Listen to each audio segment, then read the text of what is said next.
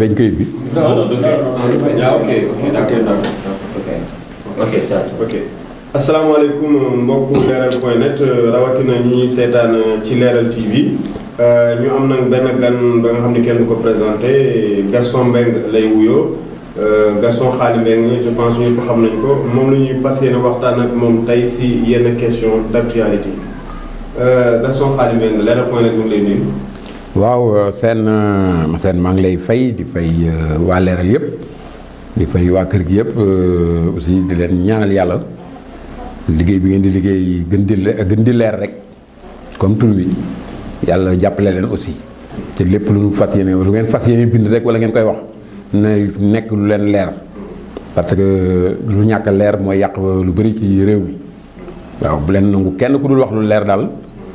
ñëw di fi toog pour lëndëmal seen kër gi ndax yéen da ngeen a leer. Gaston ñu bëgg tam nga leeral ñu benn mbir comme que yow acteur nga politique ci sport ak lépp ñu bëgg rek nga defal ñu benn décryptage si maanaam image ak vidéo ñu gis démb muy Bamba Fall maire de la Médina nekk ak le premier ministre de la République nekk ak ay ministres yu bare si benn njaalu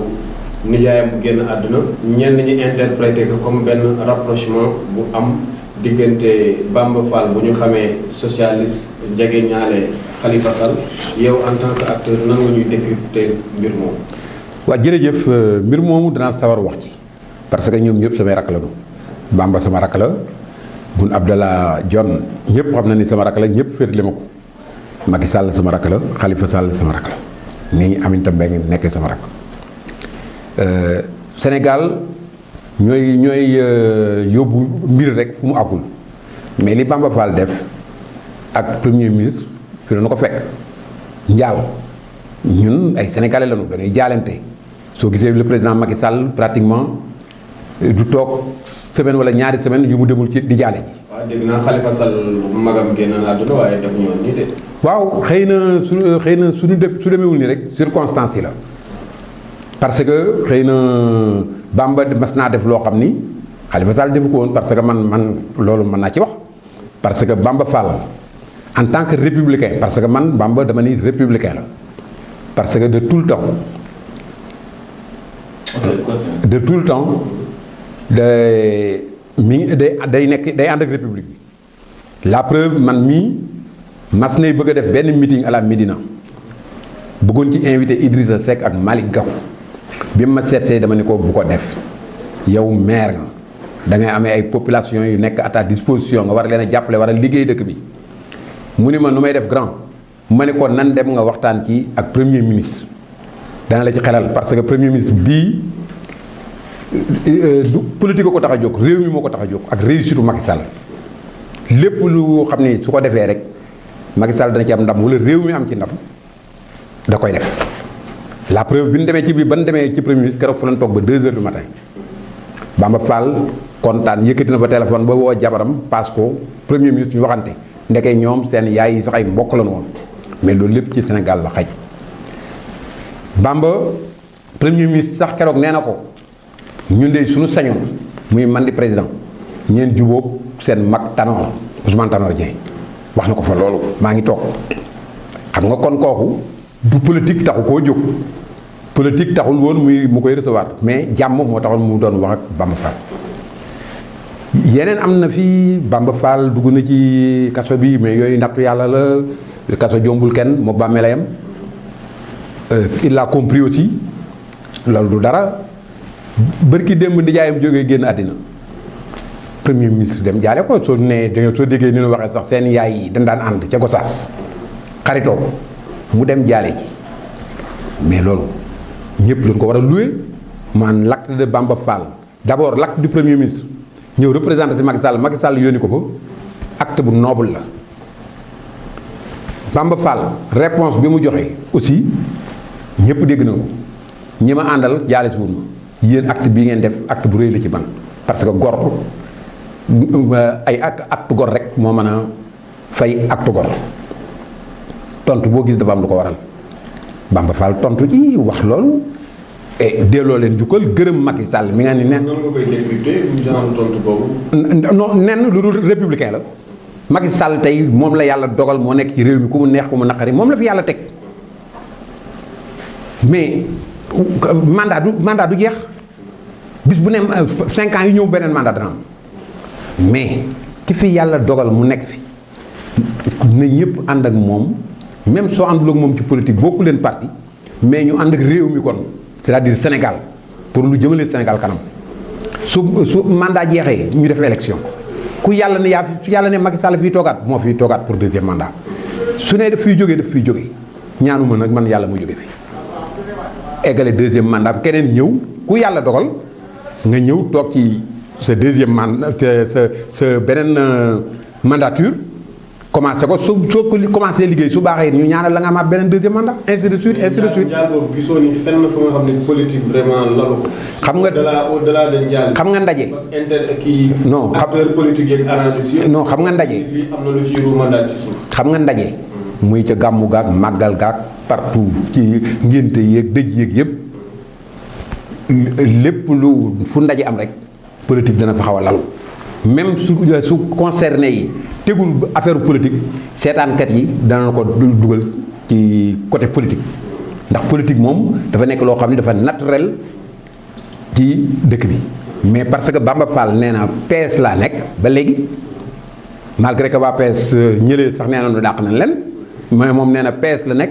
dara jaralu ko dem fee mais républicain la Macky Sall xaritama Marème Faye Sall xaritama premier ministre magam la donc Sénégal ñoo ko bokk man de li mu def ànd naa ci. mais lu Khalifa Sall nekkee nii kasoom ak relation yi mu amee moom ak njaal bi nii nu mu tasee ci opinion bi est-ce que yaakaaroon ne am na lu mu ko yàqal ci image de marque am ci opinion. non je ne pense pas bon ñi nga xam ne nag xam nga nag Sénégal dafa dëkku naa fekk la dafa bari naa fekk nit ñi moom dañuy nekk di def yi fi naa fekk rek. man sa dëkk fii laa gisee dëkk boo xam ni nit ñi suñu sañoon ci xuloo la ñuy dëkk di boolee di jaxase ay nit ñu war a ànd war a nekk benn ñu leen di jaxase ñu xuloo rek Sénégal rek laa ko gisee mais loolu dara nekku ci Bamba Fall maire la yor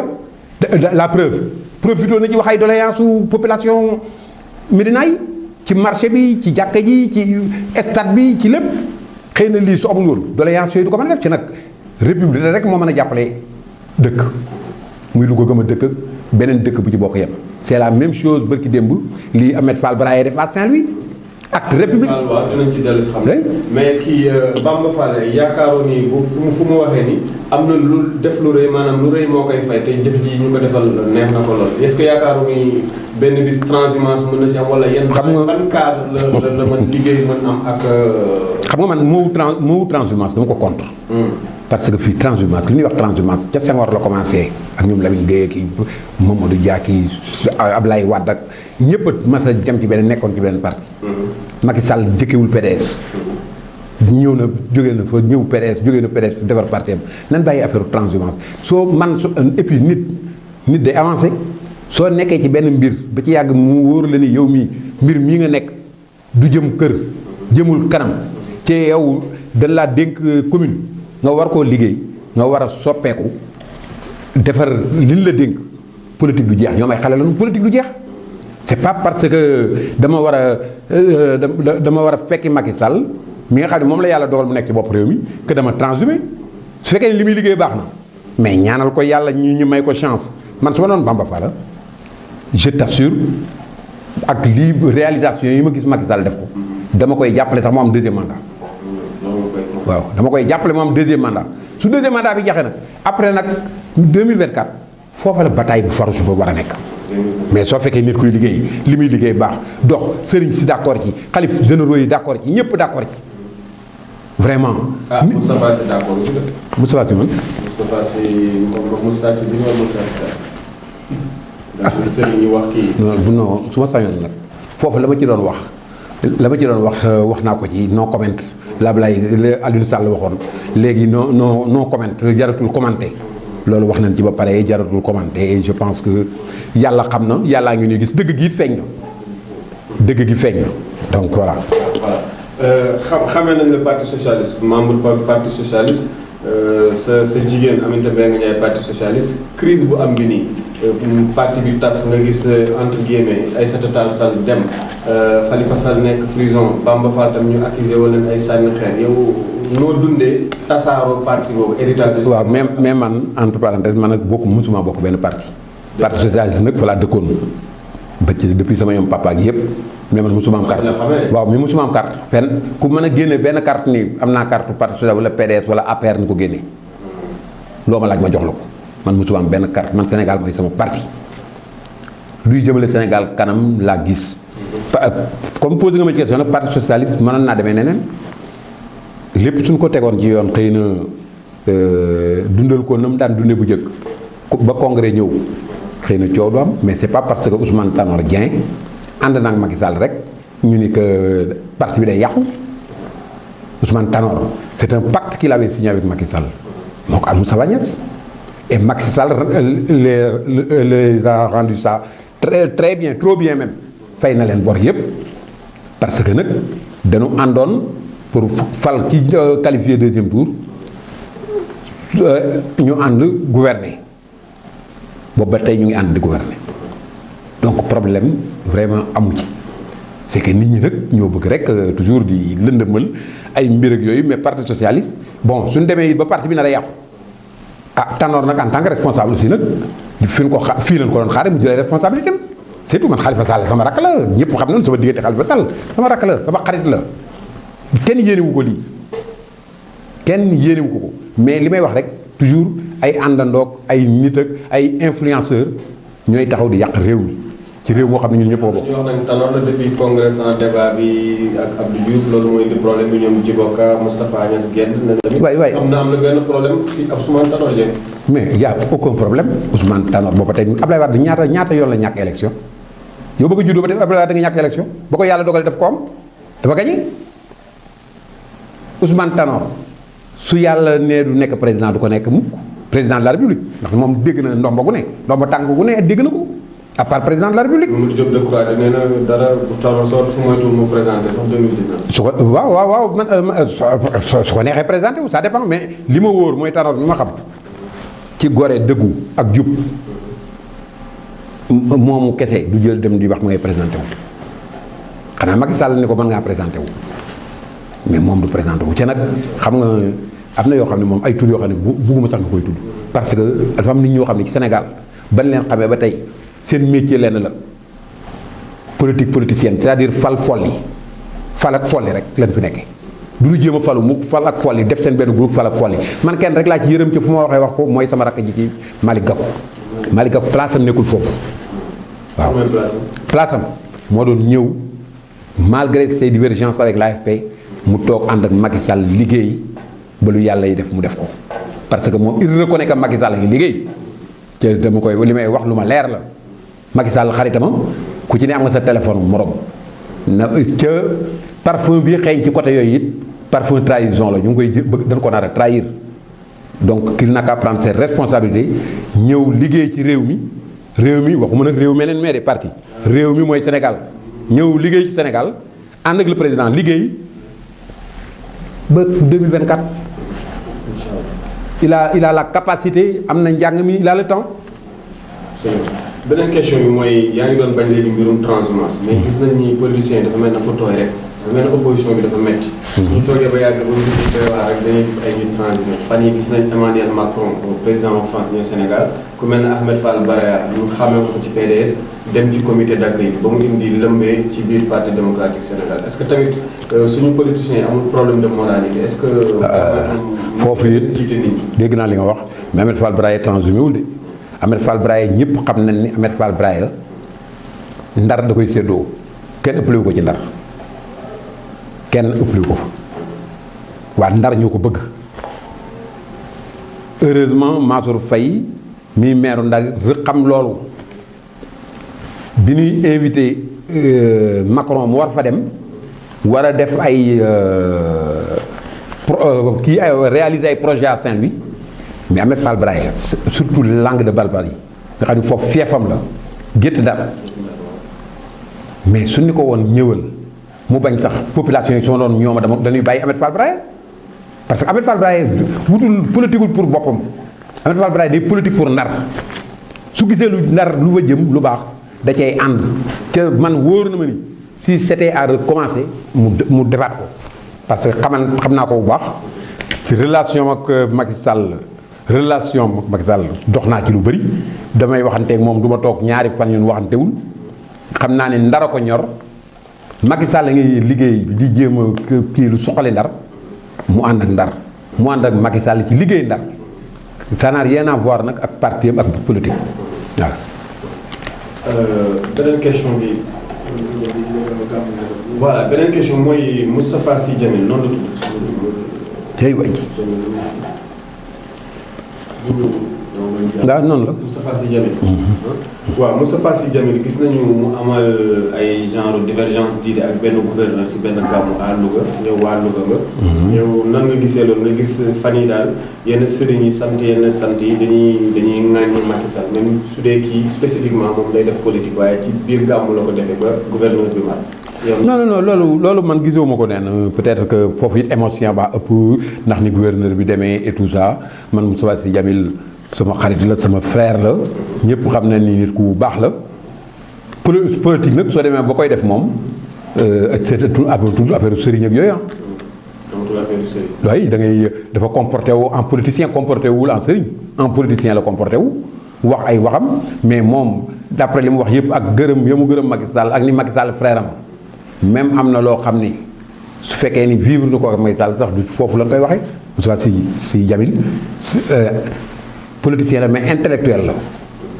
waroon na ko mën a waxee ji feneen mais pas buzz taxaw ci public bu mel noonu di fa wax yenn yi su fa scandale amoon sax beneen problème mën na jur beneen problème parce que ay taalibe rek ko waroon mais man foofu vraiment man day sama frère la sama xarit sama frère mi samay xarit lañu moom ci boppam xaritu Aminata Mbengue la mais noonu mu ko defee man su ma doon moom du ma ko defee noonu ndax moom Macky Sall bis bu ne ñu gisee la preuve lu am Tiwaawoon moom mooy accueillir Macky Sall wax na ko donc yenn yi jar ko fi yenn yi jaru ko fi te kilifa diine yi am na leneen lu ñuy séenu ci ñoom mais heureusement que aussi yàlla jox nañu ay xalifa yoo xam ne ils sont pondérés ils ont la tête sur les épaules xam nañu luy doxal réew mi xam nañu lu baax xam nañu liggéeyu Macky Sall c'est pas parce que dañu faral Macky Sall mais xam nga ku dem Touba di defar Touba borom Touba sant la ñaanal la ànd ak yow ku dem Tivaouane di defar Tivaouane xalif général de Tidiane dana la sant ñaanal la parce que nag ñoom ñëpp muy opposition baak pouvoir baak ñëpp ñoom ñëpp ay taalibe lañu mais yàlla su fi tegee nit kooka topp loo xam def loo xam ne benn président daal bi mos ko fee def di defar famille religieuse yi di def lu ne mais lenn mën noo def dara lu ñaanal ko te it nag ñoom ñëpp a ñaanal Macky Sall waaw ku leen gëm nag war ngaa mën a ànd ci ñaan ko waaw keneen ku fa demit nag danañ la tàllal sa loxo ñu ñaanal la mais du ñaan gi ñuy ñaanal Macky Sall de ñaan yi bokkul waaw. Gaston Xaali Mbengue suñu laaj mujj mooy maanaam yaa ngi doon wax léegi réew mi waaye gis nañu ndaamal Kajoor maanaam suñu dàkkantal Idrissa Seck wala ñuy wax sax Mara fan yi lëmbee na réew mi maanaam sonnal leaderu APR maanaam président de la République gis nañ bu mu waxee système yi ak tournée yi mu def ci biir réew mi ñëpp jóg nañu wax mu waxaat maanaam ni Macky Sall na publier accord bu mu signé ak Mauritanie pour mbir yi leer Macky Sall la wax tamit ak ñeneen ci waa APR ak mouvance présidentielle lu wax est-ce que du kooku moom tey mooy vraiment le leader ku war a mën inquiéter Macky Sall. non Macky Sall yàlla rek ko mën a inquiéter yàlla rek boo ko mën a inquiéter et puis bon am na yoo xam ni c'est pas digne d'un leader d'un politicien taxaw di sànni xeer ay ñiy wax ci ñiy woote ci wax sa xalaat ak yooyu ñoo ko moom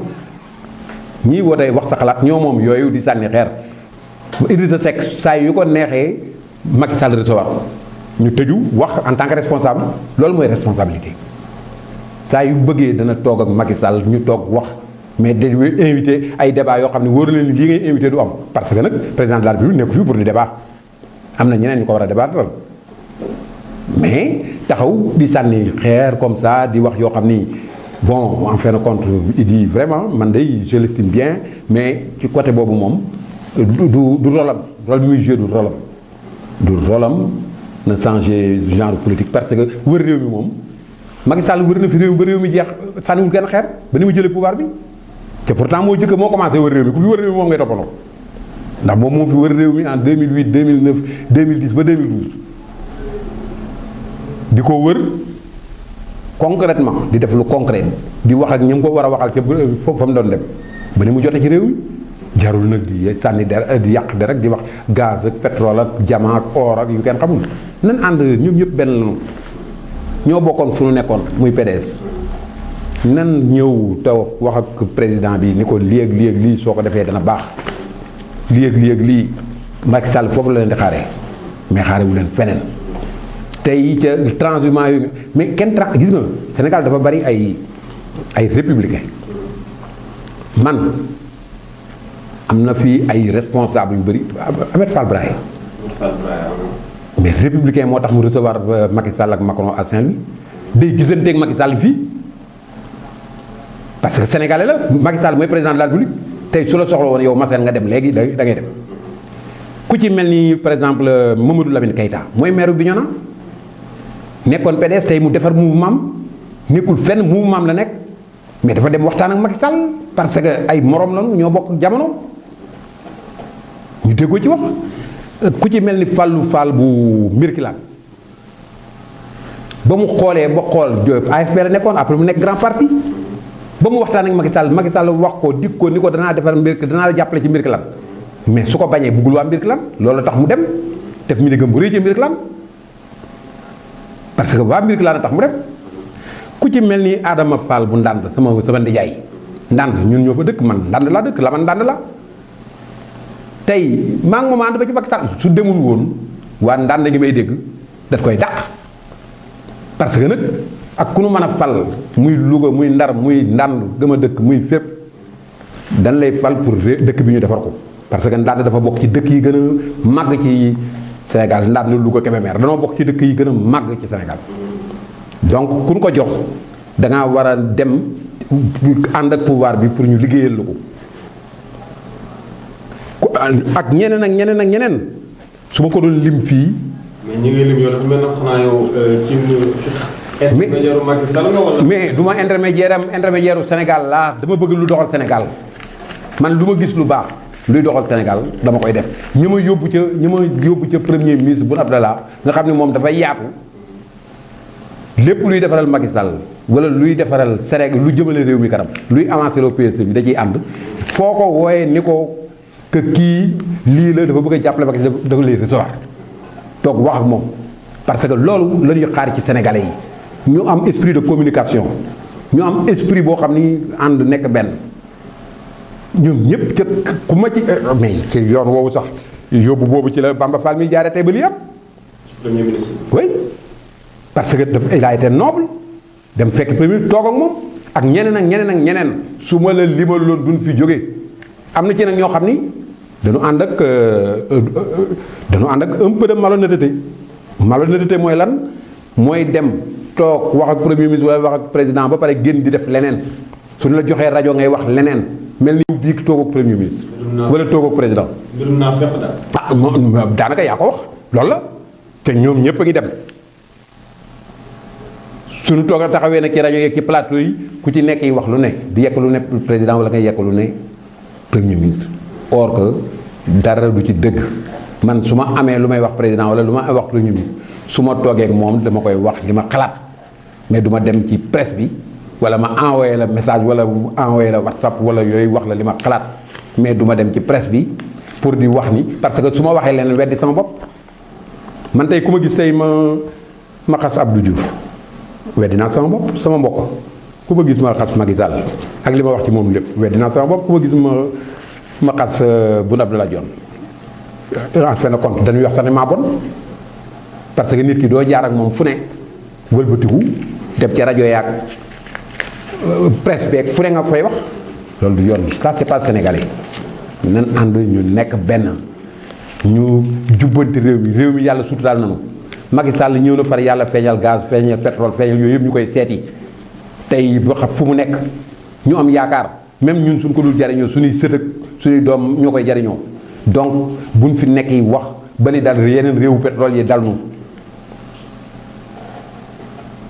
fii sëñ Touba moo fi nekk ak Mame El Hadji Malick dégg nga Thierno Mountaga ñoo fi nekk Laayeen yi Ñaseen yi waa Njaasaan ay nit ñu baax a fi nekk ñooñu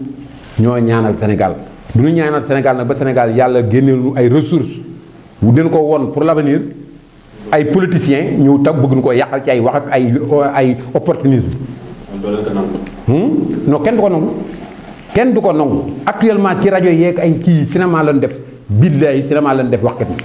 cinéma dañ leen a teg ñuy def ay cinéma ay waxkat la Bamba nag yow laay waxal sama rakk nga ba ngay bëgg a meeting yaa ma seet si ñu toog ñu waxtaan ba ñuy dem ca premier ministre guddi it ñoo fa ànd dem nga wax fa wax gor parce que sa jabar ngeen nekk ay mbokk nga ñàkk tey sa ndijaay président boobu ba tey bëgg laa jaale si affaire bi nar a yàgg mu yónni premier ministre mu ñëw jaale si la loo xam ni ñi nga àndal ñu bëri defuñu ko donc wax ji nga wax ju yenu maanaa la waxu gor la te it nag waa Médina dañ laa dénk seen bopp dëkk ba da nga ko war a defar wax nga démb say doléance premier ministre demal ngeen ànd ngeen liggéey ba 2024 su yàllay fal keneen mu fal keneen ku mu mën a fal rek ñu xam ni yàllaa ko fal loolu la yàlla dogal ñu nangu ndogalu yàlla jaajëf